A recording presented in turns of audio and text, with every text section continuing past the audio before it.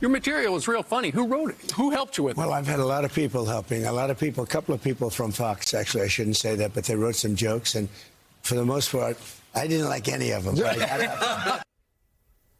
So in his little safe space there at Fox, he's surrounded by his friends and pretty much is allowed to do whatever he wants, even if it's defame somebody, maybe malign somebody, maybe put somebody in danger, which I want to talk about not just Donald Trump's threats, but the media entities like Fox News that bend to his will. And that Fox News interview with Kamala Harris, it revealed so much, and now there's more.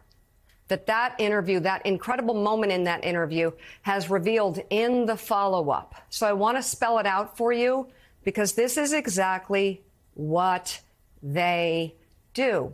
Kamala Harris showed righteous anger after Bret Baier lied to his viewers by showing a clip that hid Donald Trump's most dangerous comments on the campaign trail. I'm calling it a lie now because this wasn't a live interview and he wasn't caught off guard. There's no excuse. 24 hours after Fox News ran on a loop Harris's reaction to that misleading clip that millions of Americans were misled by, their choice was not to apologize to the viewers right away, but instead to show her reaction. Just the VO. See, that's called voiceover. Not her voice, not what she's saying, not what happened there, but this. And they show it out of context and continue over this video to berate, mischaracterize, and diminish her as an angry black woman.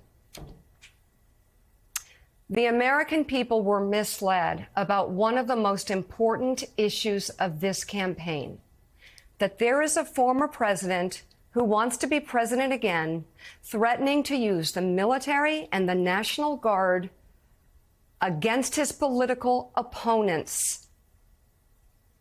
These acts that he's talking about are not only unconstitutional, this is called fascism.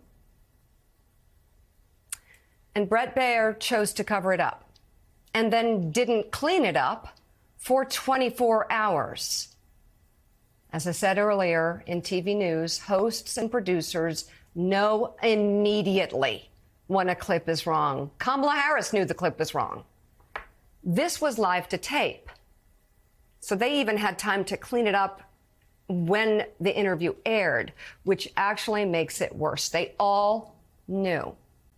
They had time to correct this, but they wanted her righteous anger in context, which was absolutely the normal reaction to 8.2 million Americans being misled. But what did Bret do? Instead of correct this, he hid the ball. He hid the truth.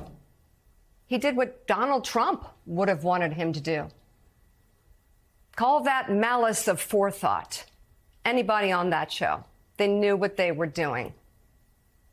They let it go for 24 hours and did a very weak, light, quick apology and never really addressed it.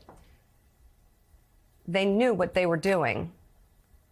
And I'm just really glad that 8.2 million Americans had a chance just to get a glimmer into how far Fox News would go to mislead the American people, their viewers, for the benefit of a man who calls people who don't agree with him the enemy from within. It's what they do.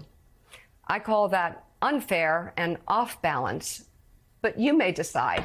And I hope the Fox viewers who are watching that get a chance to really think about what they're really seeing, because she pulled the mask off in that one moment.